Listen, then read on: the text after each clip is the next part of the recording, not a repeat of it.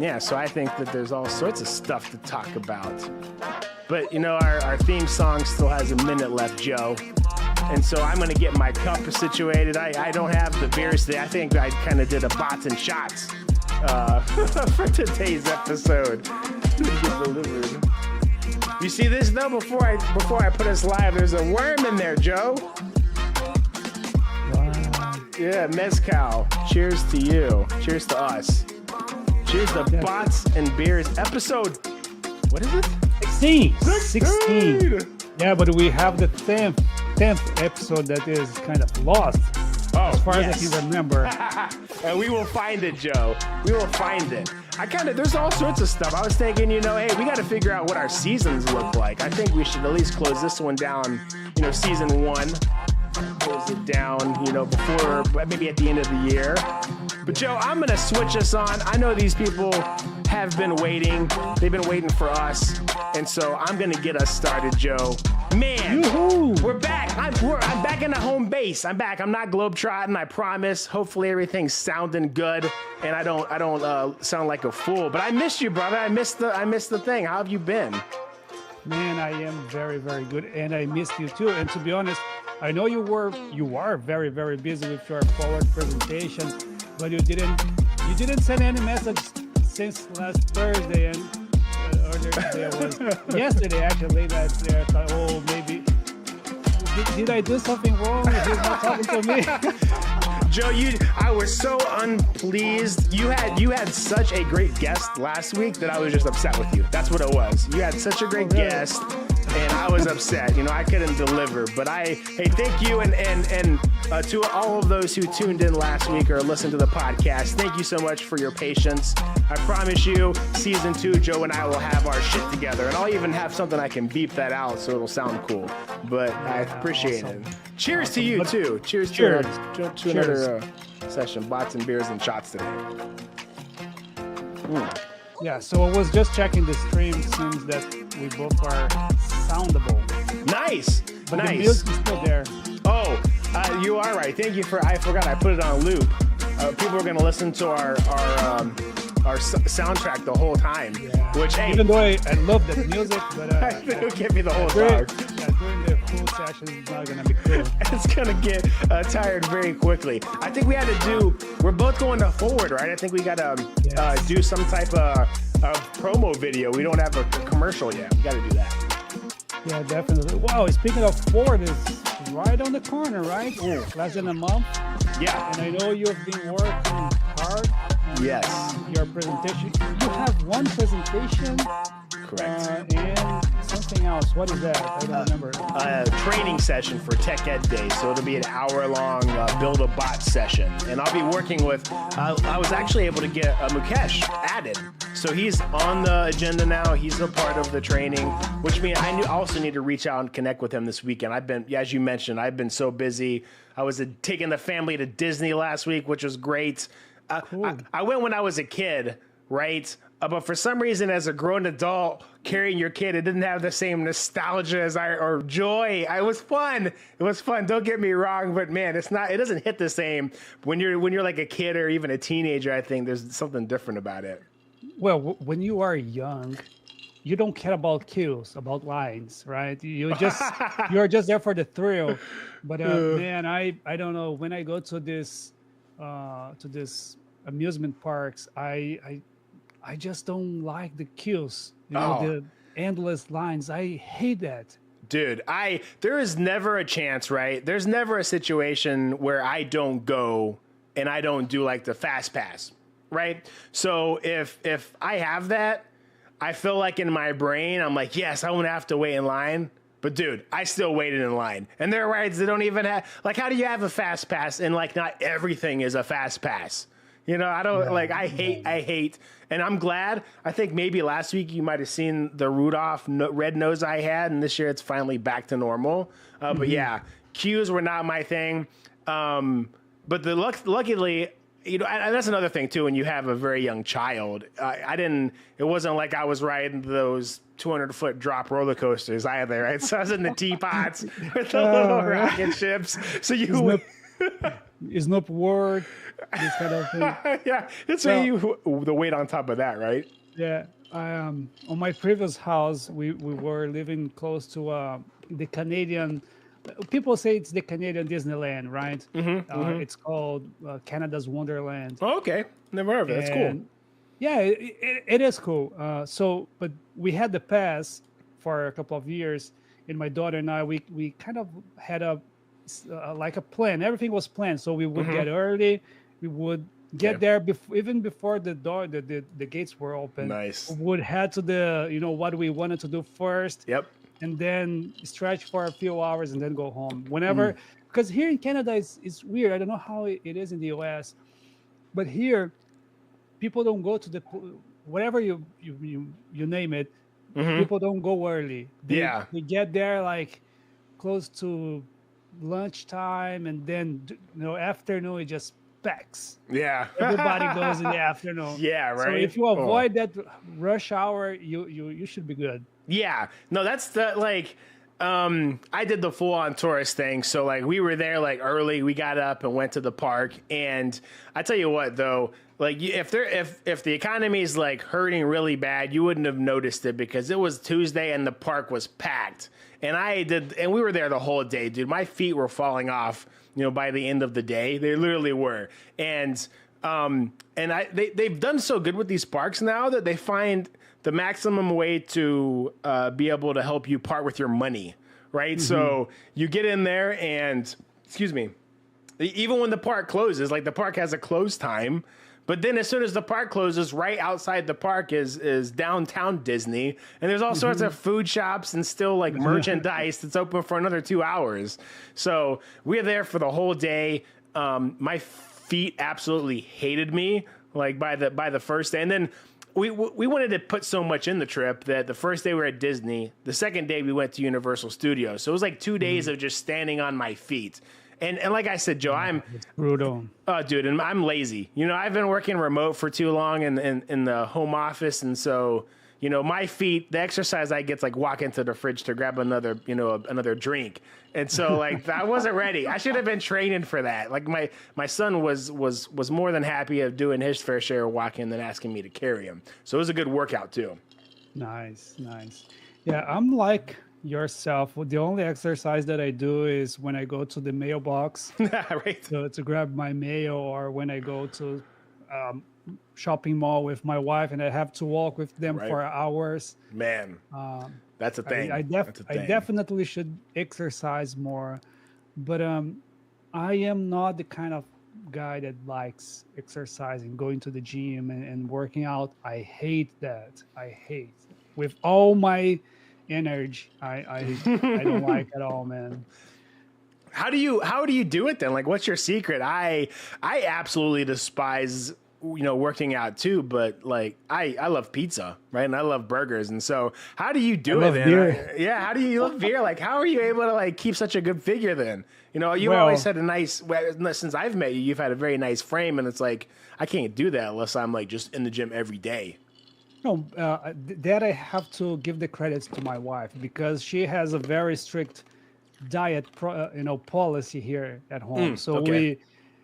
we don't have sugar at home. We don't have the pure sugar. If we want for some special recipe, we throw away the rest. Nice. That's good. We have like meat and vegetables, or meat and salads. So that's about like yesterday and today I had meat and eggs. Yeah. Okay. Lunch. Nice. That's good. Nice solid protein. Yeah. And for example, we have a deadline that we can have dinner. If it passed that deadline, we are not allowed to eat anymore. Oh, that's so cool. So it's so like almost as a culture in your family, you've implemented like a fasting period, like fast after a certain period. That's great. That's great. Yeah. And I don't have breakfast, most of the days, unless we are outside, unless we go to exactly. Bakery, special bakery. But man, I have a very sweet tooth, so it's really hard to me. I love sweet things. I love pastries. Same. When I was a kid, I would eat pure sugar. I would grab pure sugar and eat. So yeah, man, I have a little tendency to gain weight, but yeah, my wife keeps us on track, man. That I have to give her the credit. That's good. That's good. Yeah, no, I'm bad. I keep all those kinds of snacks around the house, and I have the same affinity for pastries. I love like pastries and like cakes, and I can't like I love it. I'll never turn. I usually at least every week I get like those little bite-sized brownies from H-E-B. It's a store here because my son loves them too, and I eat those things. It's bad. It's dangerous. And chips. Yeah. I love chips. I can't like chips are my like I can't get it. I'm addicted. I'm addicted to chips, man. Man, pastries is kind of my problem. Whenever we go to pastries or to bakeries, and there are good pastries, man. like And here, like everywhere you go, there's brands like Tim Hortons. Tim Hortons is a Canadian brand. You have the donuts, you have everything. Man, so delicious. Yeah, they have this place when we go every time. I went while I was on the trip to California, and there's this place called Porto's. And if you're ever in LA, in the Glendale area, you got to try this place. It's absolutely delicious. And it's got like a bakery. And they have these things called cheese rolls, and they make them fresh, and they're just the most delicious thing I've ever had. And they just like disintegrate in your mouth, but they got like a nice flakiness to them. I don't know if it's cream cheese or what, but it's not like overdone. It's just, it's literally perfect. And we go and I get like, if there's only like 4 or 5 of us and I get like a full dozen. I'm like, 2 for you, 2 for me if you don't eat them. We were literally the day we were leaving, we were like slamming these cheese rolls because we were like, we can't take them with us. We're not leaving them. We're eating them. So I'm the same way, dude. Cheese rolls are delicious. Yeah, but one thing that I've been thinking a lot, and I have a lot of conversation with my wife, because back home, back in Brazil, we used to eat for pleasure. So that was our leisure time. We go out for restaurants, nice food and everything. But here, because when we got here was COVID, we actually learned how to cook. We didn't know how to cook. Yeah. And we kind of created this culture of eating more healthy, and That's avoiding these things, because to be honest, and I don't want to. What I want to say here is, it might sound rude to some folks, and I apologize in advance. Yeah. But man, one thing that I have been thinking a lot: if I eat a lot of trash food, the only thing that I'm gaining is weight. And what doesn't stay in my body goes down the toilet. So what's the purpose, right? Yeah, that's a very valid point too, right? And there's all sorts of like things that talk about that, whether you're taking supplements and overdoing it because you're wasting your money and you're not absorbing all of it, right? Or even to like what you mentioned, just the sheer how you utilize it. But I think that, from my perspective, when it comes to delicious food and eating, I'll never be able to stop, right? I think that there's just some things that are personality traits, right? There's a very famous YouTube channel called Cosgazarts, and they just recently, a month or 2 ago, did a whole thing about diet and exercise. And it was fascinating, dude. It was fascinating. Let me tell you this. They said that it doesn't matter if you, for 5-6 years, you live in the U.S. as an example, and you have a desk job or you work remote and you're completely sedentary, and you only walk to the mailbox or the fridge like you and I are talking about, or if you go and you look at the hunter-gatherer tribes that still live in the Amazon, right? The number of calories that they've burned chasing down their food and, hunting for it versus what we burn sitting on the chair at our desk all day, it's fractional. There's a fractional difference. It turns out all of the science says that, no matter how fast you work or what your lifestyle is, there's sort of just a range of calories you burn. And they say that the body's incredibly interesting in the sense that even if you consume, like you're saying, I consume all these extra calories, there's still only so much that your body can process in any given time. And of course you can over process and store fats, but what they say when it comes to diet and exercise, that everybody sort of has a caloric budget and you're stuck to that. And that if you starve yourself, your body does weird things. Like you think that I reduce the amount of calories that I eat and I work out more, and so I should be burning more calories. But what it says is that your body will do stuff like while you're sitting, it'll find ways to rest more than when you'd normally be sitting. So you're burning less calories in your core state, or it'll convince you to sneak a snack in or take a nap. So you're burning less calories, and at the end of the day, it's still, roughly within the same range. So that's pretty fascinating. The body is so fascinating. So it's a marvel, right? How the body can adapt and can do things. The things that the body can do. That's true. Have you ever seen these guys that they go in fasting for like 40, 50 days just with water? That's incredible. That's other level. No, definitely. But there are some folks, I don't know how much is true, but a lot of people, they say that the body can heal itself while fasting. So that's a healing not process, but a healing like technique. Triggers. Yeah. I mean, I think it's like what you're saying, right? There's so many fascinating things I think we still don't know about the body. And I believe what you're saying, right? I think that there's probably certain ways. I mean, an example of what you mentioned is the gut biome, right? And like geome, and like how everything turns over in your gut and the bacteria.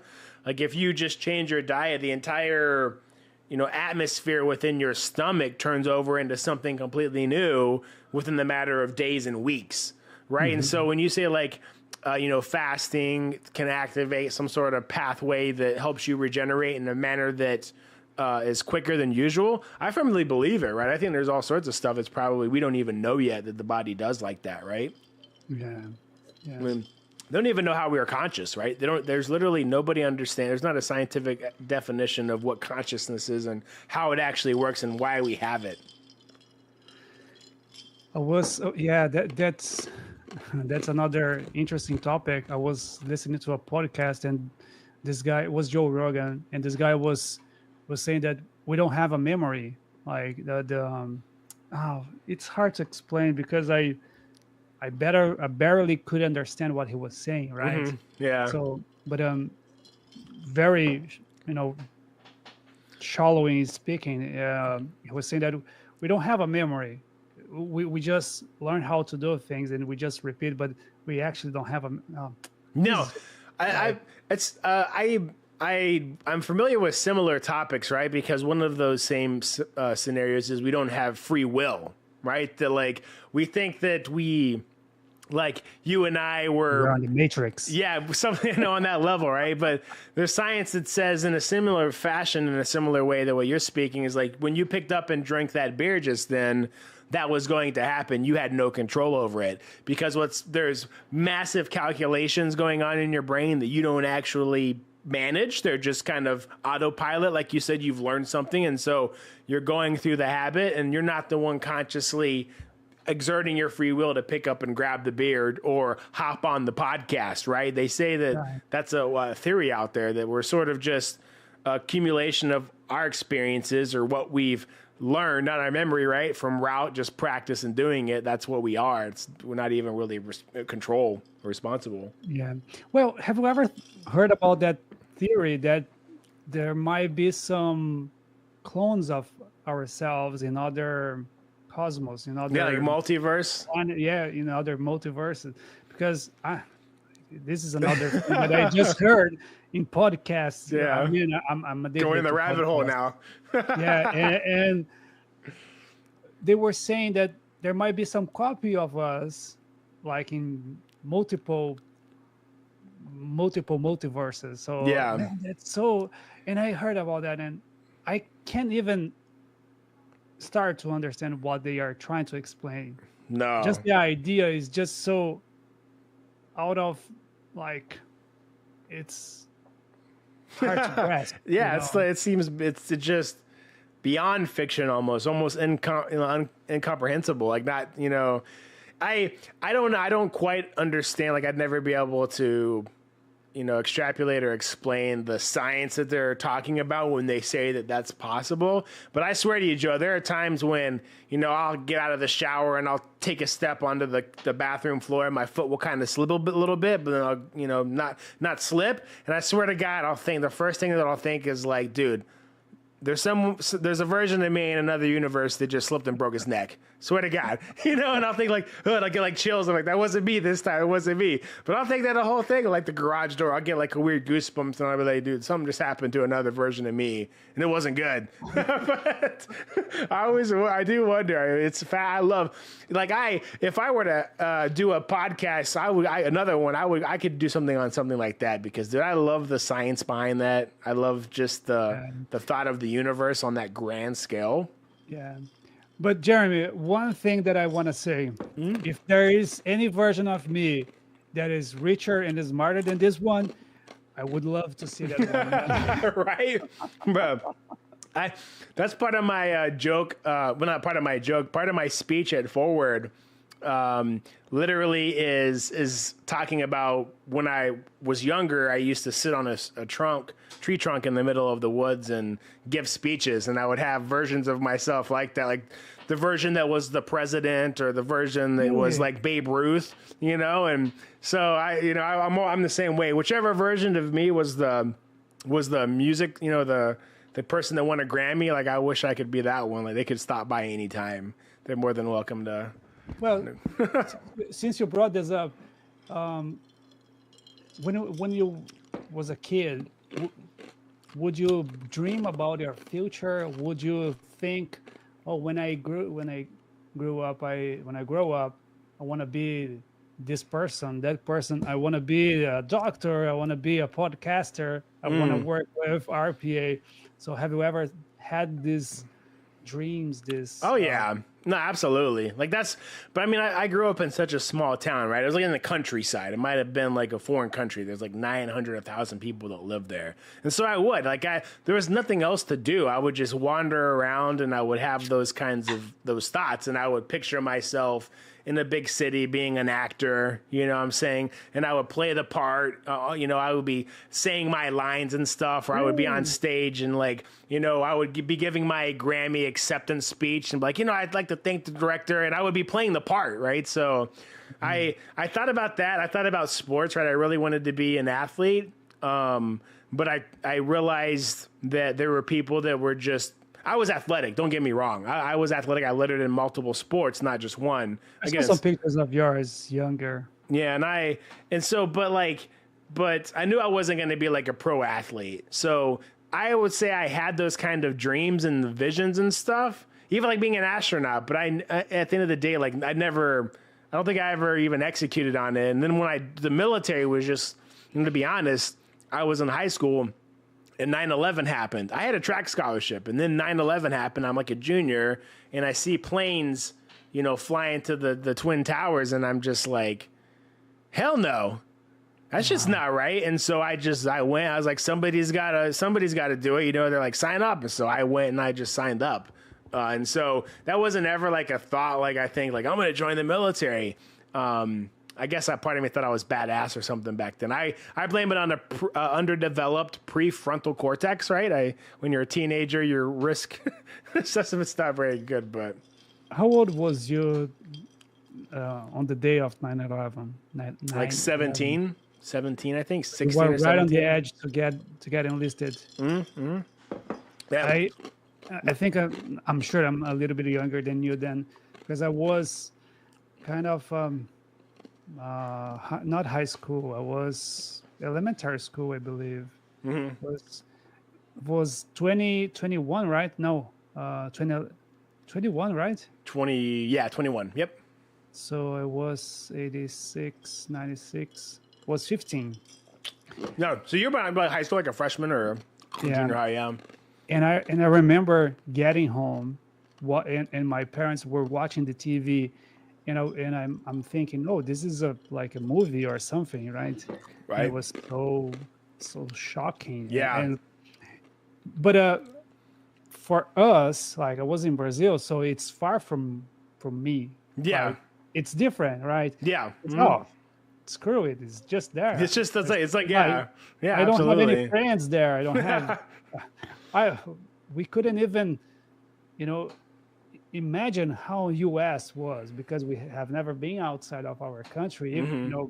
Even our city, we barely went outside. Yeah. Watching there was so shocking. Well, it still was so shocking. I cannot imagine how it was for you and for everybody in the U.S. Yeah, it was weird. It was wild, right? It seems almost, even to us, right? It happened so early in the morning in America, right? In the morning time. So I think that the first tower hit before I even got to school, right? Before I was even in class. But so by the time I get to school, all the classrooms had the TV on. The news was just playing. Wow. And nobody's none of the teachers are actually having class. You just walked into your first period and everybody's just watching the news. And then I think as soon as we got to class, the morning, that's when the second one, we got to see that one get hit. And it was just it's even for us though, even for me, because like I said, a small town, it's Caney, Kansas. The nearest Walmart was 30 minutes. It wasn't like I lived in a big city like New York or even Dallas or Texas, but it still seemed like a movie. It seemed like a movie even then, what in the world's going on? And, I don't know. It's just crazy. And but tying back to the original thought, wanting to having these big dreams, right? No matter what it was, the core of my idea and what I wanted to do was just get the hell out of that small town, right? I wanted to go to a big city, just travel, do something. And so it just turned out, I think the military was the perfect roll. And I was a wild ass kid, right? I had been arrested and stuff like that, right? If I hadn't went to the military, who knows what would might have come. So they definitely like, fixed my ass up and made sure I wasn't too reckless. But so, I mean, it was cool. It was cool. 9/11 was an experience. And even then too, right? It happened and I saw that and I felt a certain type of way for all the victims and everybody there, but it's not like I knew any of them. I was just like, no, that's fucked up and I'm signing up. That's what I thought, right? I said, I'm signing up. So, I totally get it, man. But talking about, our times as a kid, I was a really wild kid. I bet. I was so wild that my mother, she told me this when I was adult, but at some point in my life, my mother and my father, they thought I wouldn't make it to like adulthood because I was so wild. I would do so much crazy stuff like, since I was very, very young, a toddler. I didn't even walk. I would, climb up and do backflips. Oh my God, you're not crazy. Backflips, but I would climb the furniture, to the top of the everything, the shelves. I didn't even walk, and I was already struck by cars. I get my head hammered, and while swimming on rivers. Crazy. And I would just open like my hand while playing with bombs, homemade bombs. We would get the firecrackers. Yep. Open up. Get the TNT, not TNT. How do you say the gunpowder or whatever was on them? Yeah, gunpowder. We would just make a package. Yeah, and like a tennis ball, like load it up. Yeah, exactly. Oh my God! But man, if we play with fire, you get burned, right? Very true. Very true. Very true. That happened a few times with me, my brother, my friends. So yeah, I was really wild, man. I have so many scars even to this date. So let me tell you, I totally forgot about this story until you just mentioned that, and like you play with fire, you're gonna get burnt. So again, I lived in it was like on a farm, right? Imagine like just the rural countryside on a farm. We had cows, like cattle, and so we had like hay. You make hay in the summertime for the winter. And they were big, sometimes the square bales that you can throw around, not very big. And then there's these big round circle hay bales, right? Yes. And so we used to work in the summertime to just do that hay for other people. They would pay us to haul it and organize it from the field and all that. And so you would get paid from that, and then we'd buy our own hay. And we must have had, right outside of our house, in the back of our house, in the backyard, we must have had 30, 40, 50 bales of hay, the big round ones, just stacked up in rows of 10, 15, like 4 or 5 deep. And my parents had they went somewhere, and they were out doing something, and I was out there, and I had a lighter. And I was out there playing around with the hay, and I remember I lit it, and kind of cops, woof, I'm like, oh, you got here. So I'm like patting it down. I'm like, oh man, that was insane. Like this hay, like really catches quick. And for some reason, like I didn't learn. I just didn't realize how quickly that could get out of hand. And I'm talking this thing's like looking back now, it was just crazy. The hay was no more than 30 feet away from the house, behind the house. It was close. And so I start playing with it, dude, and I light it. And then all of a sudden it's just whoosh. Like just the whole row, like just lights up. And I'm thinking like, oh my God, what do I do? Oh my God. Like my mind is racing like a million miles an hour. It just so happens that my parents, like while this hay is burning, my parents just happened to be coming home. I couldn't have gotten any luckier with the timing.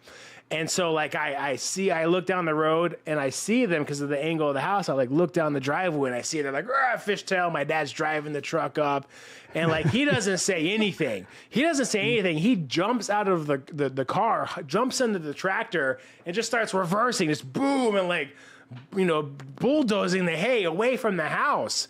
And I just look, and And he drove past me, and he's like, "Waze," and I get out of the way. I didn't realize that like where I was standing and where I lit it, like within, closer to the wall where those pictures are, a big ass propane tank just sitting there, and the hay is like Holy burning, and cow. he's just like woof, and like he pushes it out of the way, and like luckily nothing happened, but lost like dozens and dozens of hay bales, right? And the cops show up, and they're like, "What are you doing?" And they tried to they wouldn't believe that I just like I had lit it, and so.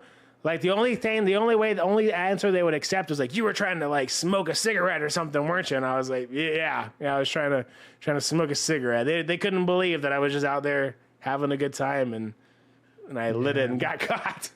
I haven't done it again, though. God, I'm not man. a pyro. I'm not a pyro, Joe. Don't tell that. Yeah. That's a little bit worse than what I did, because I've never tried to put my house on fire. But man, yeah, I would do crazy stuff as well. That's Playing crazy.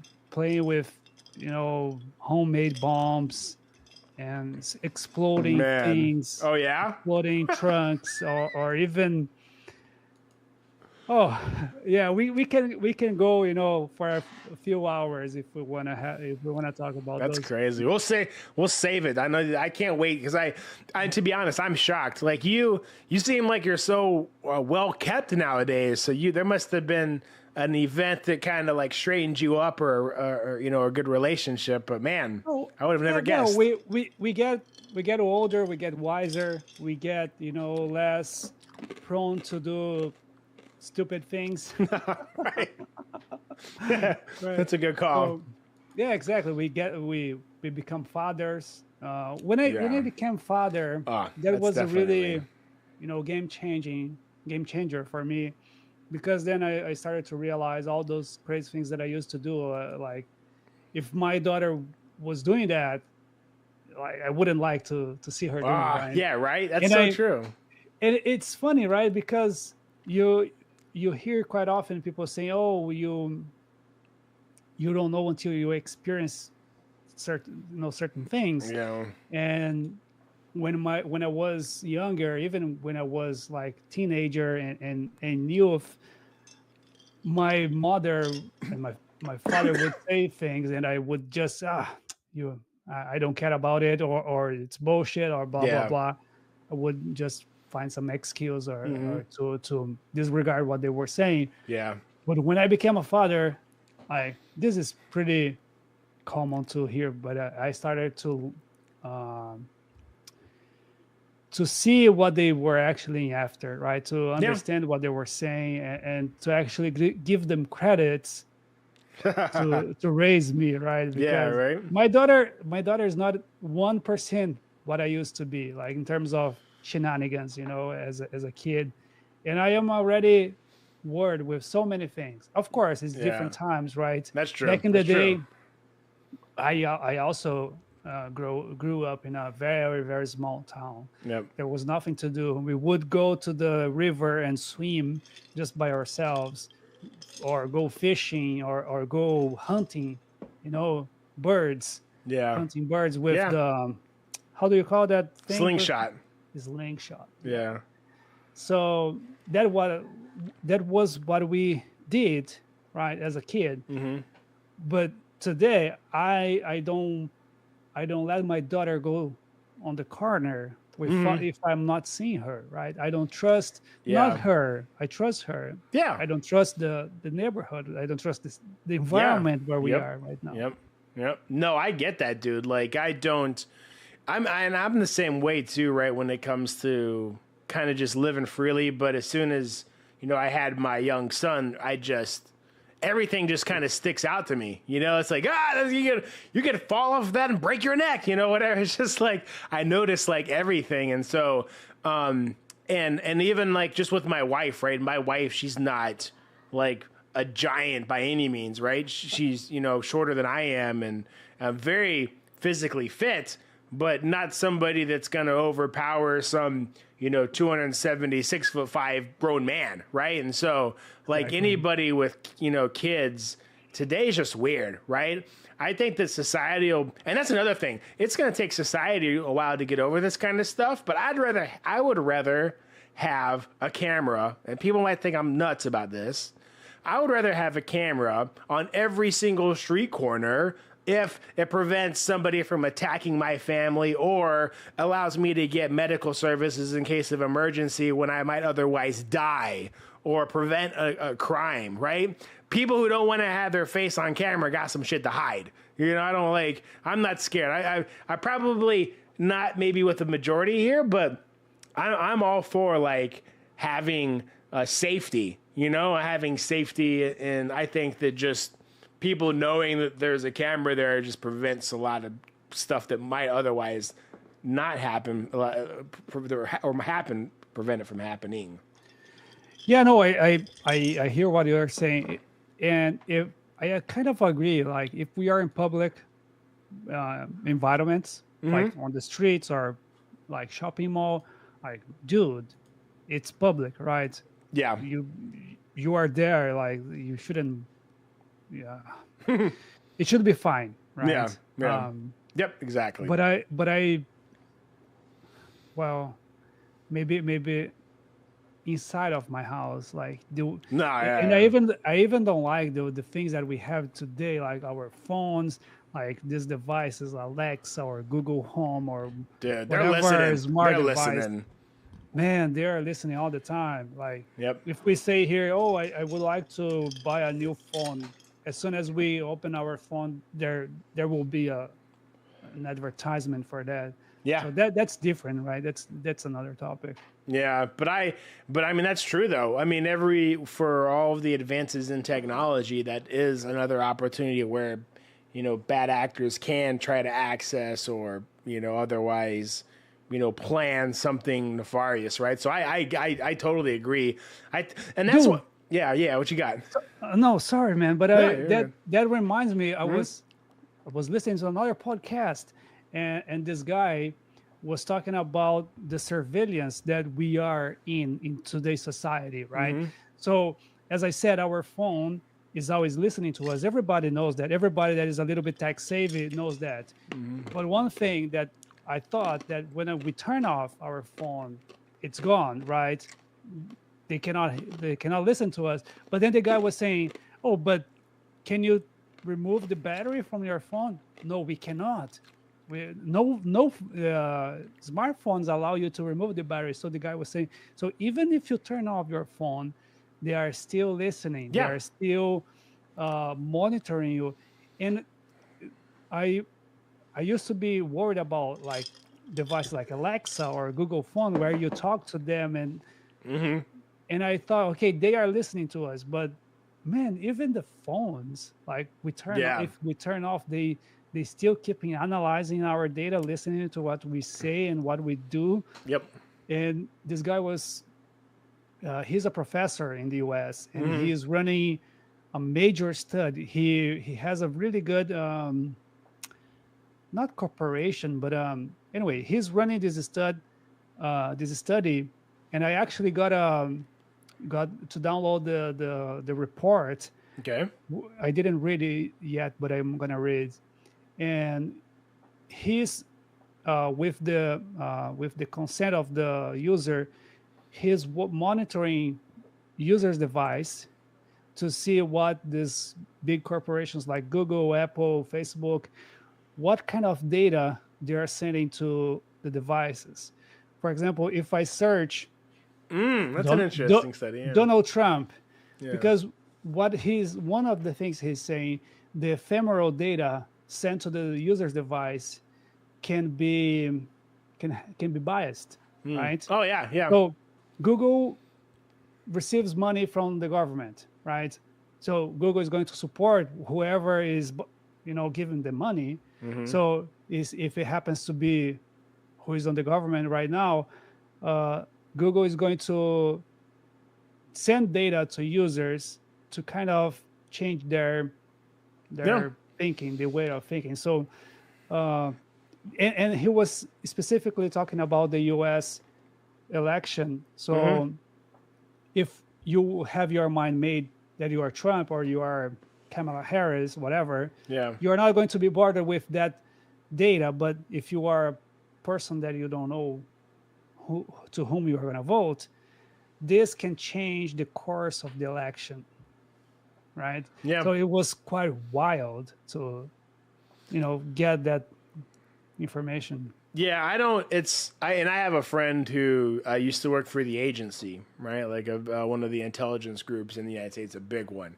And I've just because we're close friends, right? I've had conversations, right? I'll never talk about like the stuff that we talk about, but I know that you can't trust anything, right? You can't trust anything. And I mean, we were dunzo as soon as they started putting psychology on cereal boxes. You know what I'm saying? As soon as, what do you mean? like, like way back in the day with the first, this is not the first, but like, for instance, like Kellogg's or whoever owns it, did studies and they realized that, hey, if they put their cartoon characters on the front of their cereal boxes and they're looking down at the height that a kid would be looking at, so when the kid's walking through the aisle, like makes eye contact, that they had better sales, right? Because then the kid would see that and tug on the mom, hey, I want this one. Right. So I mean, like as soon as psychology started getting in the way of business and realizing they could influence like people, right? It's been like, no holds barred, right? Do what you want with your data, and everybody does it, right? Everybody's like, I don't want to read the terms, just accept. I accept, and nobody cares, and nobody knows a damn thing in what that says. Nobody reads those, and there should be some sort of issue with that. But here's one thing that I have in mind, Joe, and we can even, if this turns into what I think it'll turn into, we could even experiment with our business model here. But I think that the only way to kind of get away from this is something that I've been creating in my brain called the TPM, or the transparent business model. And I do believe in the world where a business could, outside of the PII and customer data, like your credit card and stuff like that, right? I believe that a business could operate in full transparency to all of the customers, right? On explaining every detail, not hiding behind some of this legality, and you could see their operations. You could see how much money they make, right? They don't hide behind their profits. You understand how much they spend, and people. I think that it's gonna be a very hard transition for some, but I think that people with transparent business models, whether they're investing money in some foreign entity, right? Because here's an example. Like, these companies are not stupid.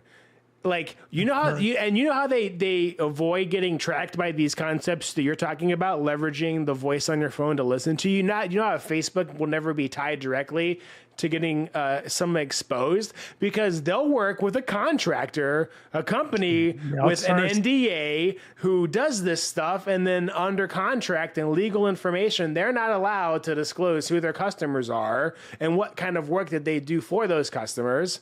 And so you'll never be able to track this back without some expensive litigation. So I don't, like, until you have like a transparent business model, right? I don't think that we'll ever be able to avoid this stuff. Like, politics should be transparent. You shouldn't be 500,000 policies wrapped up in one bill that you just got a yes or no, and there's no, everybody should know exactly line by line what they're voting for. Politics and where the money's coming from in a politician's, budget should be known. And I think that until you have this kind of transparency, it's all like, how do you trust anything, right? We're going to keep getting, like, I think, hustled. We're going to keep getting manipulated, and people will continue to, make a dollar. They'll find the easiest way to take your dollar out of your pocket and put it in their own. That's my thought. Yeah, no, I totally get you. And as you were talking, I was reminding about, I have a friend, he works for a casino, right? So I'm not going to say which one, but because we were talking about the PCI, standards, right? Yeah. Payment credit information, and every financial institution has to go through it's pretty rough. To get PCI certified, it's rough. There's so many requirements you have to fulfill in order to get there. It's crazy. But anyway, he was saying, we don't deal with PCI. And my first question, how come you are a casino? And then he said, we outsource. What? So, not that No, it's but like outsourced, the but process of yeah. So the company, the end, like the target, how the end point, Yeah. the end point that deals with the payment card information is not their own. Yep. It's Yep. not. It's a third party company. So they So don't have to deal with it. exactly, they do, right? Yep. They deal with that, and the casino itself. This is for online betting, right? Yeah, It's not sure. the actual casino. Interesting. And I found that so fascinating because you are outsourcing the risk. Yeah, You are outsourcing all the litigations, all the standards and everything. And that's so smart, Yeah. in this context, right? Because they are Very. avoiding so much problems just by doing that. I found very interesting. That's smart. I like that business model, outsourcing the risk. I think that's a brilliant decision. I'd never heard of something like that, but especially in an industry such as online gambling, it couldn't be much better than that. I think that, man, I got to find a business like that. Yeah, definitely. There are so many good business out there that we should be finding earlier, right? That's so true. Speaking of that, I had someone reach out to me for an open position. I think you saw the post. Man, dude, I think that's like this today is the most DMs I've ever responded to in my life on LinkedIn. Really? Oh my God, hundreds. I went through and counted them, dude. It was so many. Like, I felt it was cool at first, but then to think, like, dude, I just like did all of this effort for a handful of people, because I'm only gonna share a couple of people with the recruiter. But I was like, man,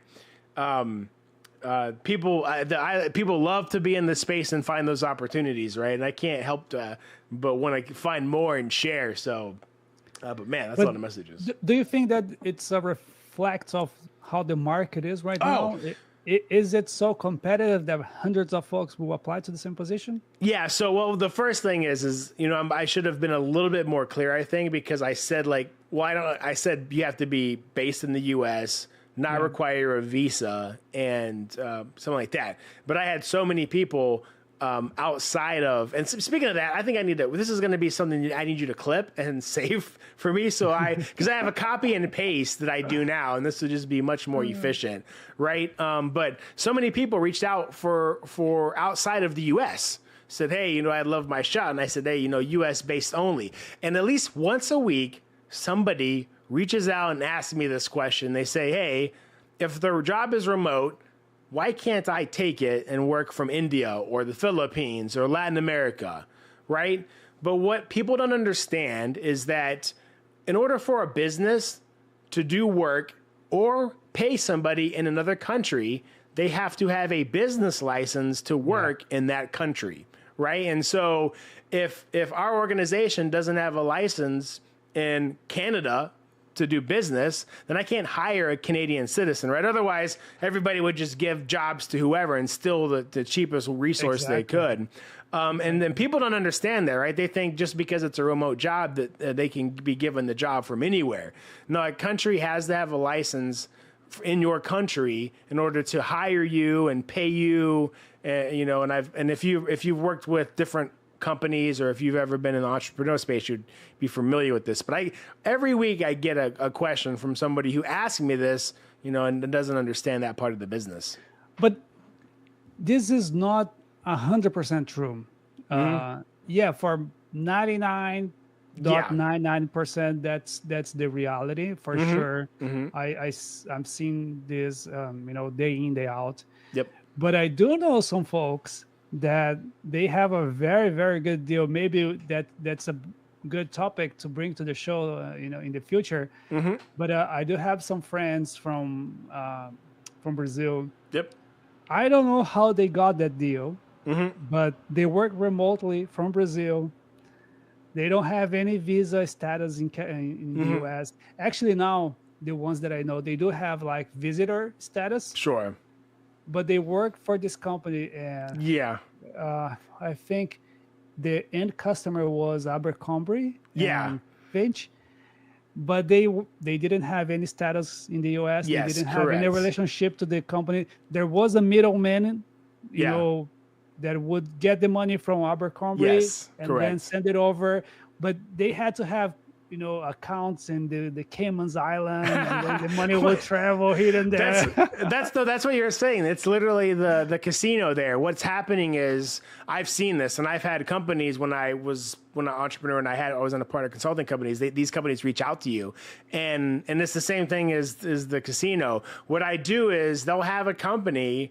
They'll have an entity in the U.S. and they'll also have an entity in those countries already, right? So they'll have a business license to work, and so you hire them through a contractor, and they're just a resource. So they still get paid, but I tell you what, those are very expensive because you have to pay for the resource in their country and whatever they tack on everything. So like if you're in Latin America and there's a requirement in that country for medical insurance and there's an expense for that, you got to pay for all of those benefits. No. To, or at least for what some of the companies. Yeah, it depends. Yeah. I think it depends on the contract, right? Yeah. Because these guys that I know, like they were in our country, in Brazil, they were contractors. They would just get like a contractor would get in the US or in Canada. I was talking one scenario, but you're correct. Yeah, You're correct. Yeah, if your deal is $50 per hour, that's what you're gonna get, and then you pay your taxes that your country has, you are obliged to pay in your country. Yeah. Which will vary from country to country. That's the minority, right? That's the minority. It's not something that you see that often. What's the percent? What do you think? My wife is always, she's always on my back about my she calls my fake percentages, my fake statistics. Sorry, that's what it is. Because I always throw.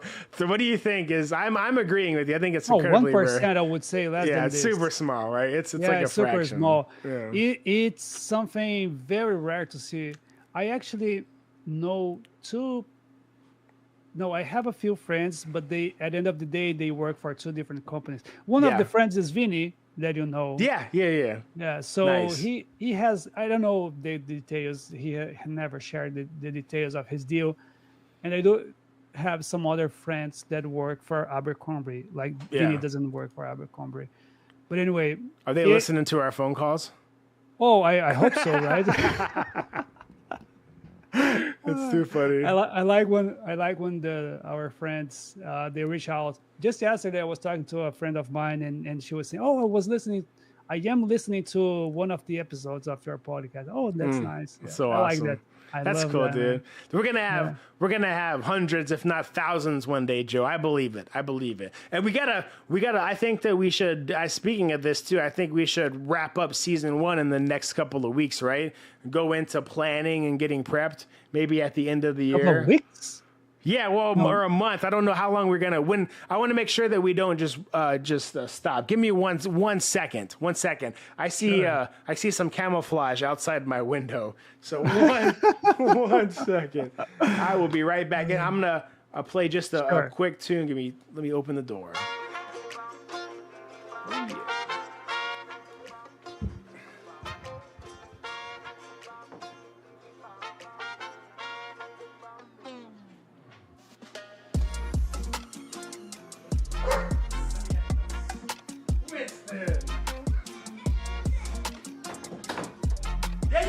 Yeah. Oh, what? I got more orange juice. I thought I was out of orange juice. You didn't turn off your camera. Oh no, I'm Neither fine. a microphone. Oh, you might have heard Kato yelling. He's like, "Papa, papa, papa, papa." Luckily, I didn't have a. Why is the? Okay, it wasn't pausing. Luckily, I didn't have a lav mic on. So, I can't wait till you see the promo tomorrow, Joe. I put a shout out to Bots and Beers. Nice. And I do it. And speaking of that, I got some ideas. I didn't even get a chance to mention too. I met somebody that we're going to have on the show. Really? Yeah, he's a mad scientist, and he's got I think he's got his own patent or stuff too, but he works in medical research. I'm going to save the name, but he has this awesome concept called the Thunderdome. and it has to do with like antibiotics. We're talking about medicine a little bit ago, and this guy is like a scientist in that area. And he's like trying to get in meetings with DARPA and stuff. So, I mean, a very brilliant guy. He said he would love to be on the show. I think he's pretty interesting. So I definitely got to get some more people on. But speaking of which, I know we are heading towards the forward, and now the focus is going to be the forward. We are planning a lot of things during the conference, right? Not necessarily live on YouTube, but we're going to record a few things. Hopefully, get some material done for the future, and get people from forward to talk to us as well. Aiming to the top, right? Trying to get Daniel, Graham, if we can, definitely get them. I bet we can cornered and then talk to us. But maybe you were talking about the season 1. Maybe that can be the finale. I like it. I like it. Right? Having someone like Graham or even Daniel talking to us. That could be our final shot for this season 1. I like that. No, I think that's great. And I love the season idea because then it give us some time to think, to analyze what we did, and then think forward and like think on the future. Yeah, no, that's exactly what I was thinking, right? Because you and I, what people don't see is we do spend other time than just the live show, right? Or putting this stuff on Spotify, talking about what we want to do. And so that's my thought too, right? Let's turn it into a season. So those people that start investing in the time in this journey and what we're working on, they kind of understand what our cycle is. And like you said, I think that it gives us an opportunity to evaluate and improve our process, because that's what's going to get us where we want to be. I think we got the talent. I think we got the skill to get us there. But the only thing that will keep us from reaching our goal or slow us down will be our process, right? And how we execute it. And so I think that's it's an excellent idea, and I'm glad that you're bought into it. And you know, we can. I like what you said too. We can have like the season finale, and maybe that's the thing. If they keep these forward events and stuff like that, or other conferences, we'll tie it into like some big show at the end or something from a content perspective. Yeah, absolutely, man. We definitely have to fine tune our process. Yes, I need to do a lot. I tried to mumble that. It's too loud. But I'm working on it, man. I'm working. I can improve. Bro, we do what we can with what we have. Yeah. Right. So correct. I will never say anything like, oh, you should do more, you should do less, whatever. Bro, I know you love this as much as I do. Yep. And I know you would do more if you could. So it's all good. Like we have so much time on our day that we can spend on things that don't return anything, right? Yeah, right. Let's remind like we are getting nothing out of this other than a good company and a good conversation and a couple of beers, right? Yeah, sometimes a little too much tipsiness, but yes, those are all good. No, man, I'm the same. So I lost the track of what I was saying. That's what happens when we're having such good conversations and the drinks are flowing. But I think that as we continue this journey, Joe, I think that, you know, we've already had conversations. I've already had a few people reach out for like paid posts and promotions, right? So I think that we're getting close. But you and I, right, this is not something where I think we're going to sell out to the first person who, you know, opens up a pocketbook. We want to make sure that whatever we do, it fits with where we're trying to go, right? And so, I'm excited. Have you watched the movie, that tennis player, Serena Gomez? No, Selena Gomez is a singer. Serena Williams, yeah. Mm-hmm. Watched that movie? No. Are you talking about the one that was? Incredible. Yeah. Because their father. Yep. Because there are a few brothers and sisters, right? And their father is really have a forward thinking, right? Yeah. So he thinks very forward in the future, and he works really hard to get them trained and up to the game. Yeah. when they start playing, all these companies, like the brands start to approach them to sign a contract, Yeah. and he's saying no, and he's saying no, and the agent, man, this is so much money. I know, they're so dumb. No, not yet. They are offering this. We didn't even win the season or the championship, Yeah. so she's gonna win. We are gonna get more, and at the end of the day, they signed a contract with Nike for like much more than it was initially presented to It's them, right? awesome. Hmm. But it was the forward thinking, right, that Yeah. got them there.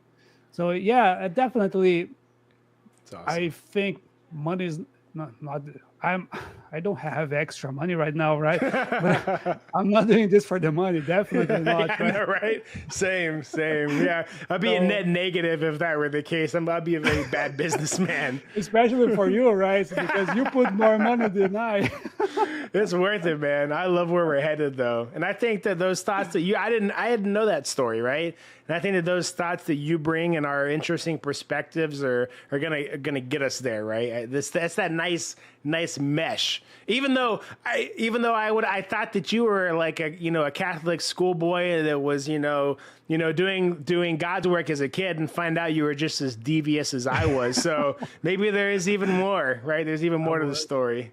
I was really not evil, but yeah, I was very close to it. Hey, I feel you, man. My parents literally at one point they said, "Hey, if you don't straighten up, we're gonna take you out and put you in a Christian school." And that's all I needed to hear. I was fixed. But no, just kidding. But man, So uh-oh. for me, Yeah. it was the life. Oh yeah, Life has earned the wrinkles of my life. So I learned with a lot of bruises, that's the best lesson bruises. sometimes. It's the only way Well, you it learn. definitely teaches you a lot, right? It thick, like makes your skin thick. Yes. Right. Yes. So yeah, you got burned a little time, a few times, then you learn that you cannot touch the fire. Yeah. Yeah. Right. Hey. So that was how I learned, man. And I really, man, I have a lot of things to share, but yeah, definitely. I worked really hard for many years, and I learned a lot. Why since I was a kid, I started working when I was like 10 years old. Yeah. Working outside because I come from a really poor family. Like I talked to my daughter, like of course we didn't starve, right? Yeah. I'm here. Yeah. Yep. But we didn't have the luxury to select, oh, today I want to eat, cornflakes. Yep. No, today you're going to eat rice. Yeah. That's what we have. Yeah. Right. And my father and my mother did what they could. But having that lack of resources while I was a kid, and having to share whatever I had with my brothers, because I have two brothers. So my parents would go to the grocery store and buy like one bag of chips. Yeah. You have to share. That's what you have for the month, like outside of regular meals, right? Yep. That's your treat for the month. Yeah. Share it however you want. Yep. That was it, man. So this is funny because my wife has a different she was raised differently, right? Yeah. So when we got married and I wanted to share, so okay, let's buy a beer, let's share. No, she wanted a beer for herself. So we would argue. We had a lot of arguments because no, I want to share. No, I want my beer for myself. It's so weird. I'm like on the same. I think it's funny how people turn out to no matter which way you were, right? Because I'm talking about like living on the farm and cows, but I mean, my family wasn't well off or anything of that nature, right? And when it comes to like what I perceived is as like where my family sat from a socioeconomical perspective, right? How rich or how poor we were. You know, it was like feeling like I was poor in a poor town. And I remember the same aspect that like when I wanted to grow up and when I wanted to achieve, I was like, dude, I don't want to be like in the scenario, right? And it kind of gave me this drive to just want to be successful in a way that I didn't have that kind of stuff, right? But it's still such an interesting dynamic because my wife, who grew up in the Philippines, like spent her childhood in the Philippines, and that's poor on another level too, as well. And even her mother, who spent a majority of her life in the Philippines, you know, they have different perspectives. And so I grew up, being that I grew up poor, and now that I have a little bit of financial means to me, I don't like when my son's like, you know, he'll take a bite out of a donut and like throw it on the floor or whatever the 3-year-old does. And for some people, they're like, oh my God, it's wasting. And then me, even though you think in my brain, because I grew up with poor, not a lot of stuff, that I would be like, dude, yeah, what are you doing? Like, that's wasting. In the same aspect, I've been at the other end of the spectrum.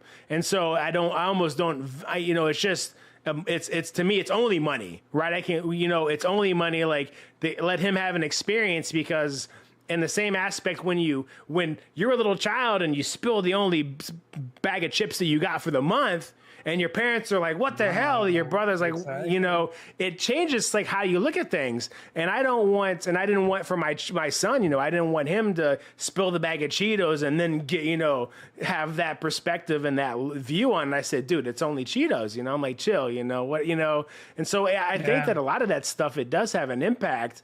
And I don't think that we're intelligent enough or evolved enough to know how, what's the right answer. Do you get mad at them and teach them don't drop the Cheetos, or you let them drop who knows what's right or wrong, right? I think that we're all informed by our decisions, and just like you, right? No matter, even if you want to share today or you don't want to share, as long as you're decent human beings, and I think that being a good person at the end of the day, that carries more weight. Totally, man, totally. And yeah, definitely our background will reflect on how we raise our kids. Yeah. And it's funny, I'm sure you will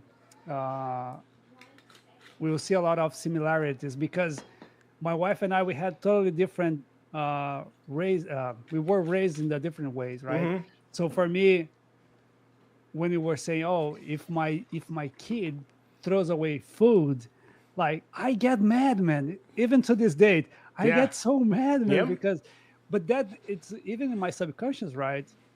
Like, today, I don't care anymore. Today, I think, oh, it's just money, right? Yeah. But that's something bigger than just money for me. Because I grew up listening to my father. My father would beat me up. Yeah, no, I've been there, bro. And that's so crazy, though, right? I literally have been there, and that's the exact reason why I don't do it, right? And coming up in that household where you get beat for like not finishing or cleaning your plate clean, like, I grew up in that environment. I'm like, dude, I don't want to do that. So in the same, it's so funny, like, you could and that's why I think that a lot of this, and like how successful or whatever you accomplish, so much of it's not even up to us. You know what I'm saying? Because like you said, you could put people on the exact same track, both being poor, both getting beat when they drop the only jug of milk that they have, and they'll still maybe respond differently with their own kids, right? One will say like, hey, dude, you need to understand the value of money when you spill the milk, because money equates to time. Time is irreplaceable, and you're trading that essentially for your money. So when you spill the milk, you're not spilling money, you're spilling time, and then some people have different views of that, right? And so I think that, again, I don't think that the jury is decided on what's right or wrong. I think, I don't think there's right and wrong. There's different ways of doing the same thing. Different views. And like you were saying, I look to myself and my brothers. I am the youngest of three. Yep. So I have two older brothers. I'm the oldest. And the older brother, of us all, he got a really different education. He was raised in a different way. He got he worked from younger age than I. Mm-hmm. He got to support the family. Yeah. for some time, help to support the family. And then I have the middle brother that was raised similarly to myself. Yeah. But my middle brother and I, we are so different, and so like we are very similar in some aspects, but we are so different, and we had so different outcomes. Like, yeah, it's so my crazy. middle brother is living in the countryside in a small town. He has a like a fairly decent job, like, but he has a simple life, very very simple life. Yeah, he has some chickens on his backyard, just chilling. Yeah, just chilling. Yep. And on the other hand, I had left the country. I went to Canada. I am living outside. Yeah, explorer life. Yeah, totally different than him. So and crazy, we right? Had the same parents, the same so house, crazy. The same bedroom, environment, right? Everything. Exactly. Yeah, that's wild, was the same, dude. Man. That's wild, man. I love that diversity of thought, right? I think that's incredible. And I think that's why you and I can sit here and, dude, we obviously, even if we're going to, chalk up a season 1 in the next month or two, it's clear that we have seasons and seasons of stuff that we could reminisce about. 50 episodes, right? How easily at a minimum. And I can't imagine like what we're going to talk about, because I'm going to have to, you got me inspired. I'm going to have to go dig around in my old tough box and find some of my stories from childhood so we could keep swapping these. Well, if you are going to do that, I'm also going to do some research, because what I told you today was just out of my my head. The freestyle. Yeah, exactly. That's why it's so bad. But nah, you're great. I can speak for hours and hours. Yeah. Like for entire days, one day today. Like I don't know how much you want. Like we have so many stories, man. Like growing, like as a not a poor child, but growing in a very small town with limited resources. Yep. With all the time that you want, because lots of time. My parents didn't care about my school. Yeah. They have never gone to my school. Yeah. They have never talked to my teacher, my principal. They weren't like involved like that. They didn't care, man. Yeah. As long as I was alive, that was fine. Yeah. Right. Yeah. And I got home. I didn't have to do homework. I didn't have to do anything. Yep. So I had all the time that I wanted. I could do whatever I wanted, and I could just. My mom just wanted me to go outside and play. Just be gone. Just be gone. Right. Get out. Get out of my way. Yeah. Get out. Don't annoy me. Exactly. No, dude. I think I might have a teenager, and I know that we could definitely hash out some interesting thoughts too. And I know what I did as a teenager, and some stuff was cool, some stuff was very lazy like. But I tell you what, man, I hear them banging on the door. Cato's gonna drop kick it in. I want to cut this off and save some stories for next time, brother. Yeah, absolutely, man. And time just went by so fast. 8:18 p.m. EST today. So yeah, we usually do 1 hour. So today we went a little bit further. But man, it's just so good to talk to you and to share these thoughts. And again, I could just stay here for hours, man, talking to you. But I'm glad that we are meeting in person. That's gonna be fun. Few weeks. Yep. Yeah, I know I owe you. Sorry, I owe you some beers. Yeah, there we go. Forgot about that. So instead of shipping them, okay, what better? There we go. What better than just delivering on hand? I like it. That's gonna be good. I'm gonna get you some beers. Nice. So we are going to crack it open together. Beautiful, share brother. Some thoughts during forward.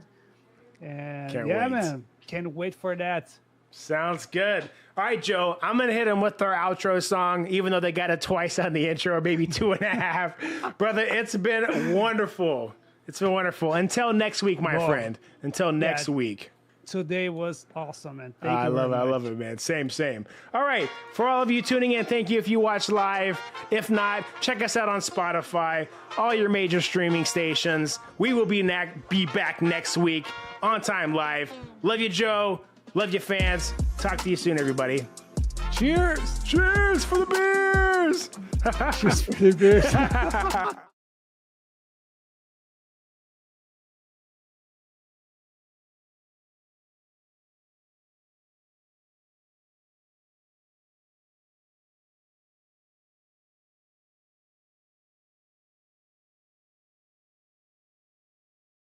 from Billy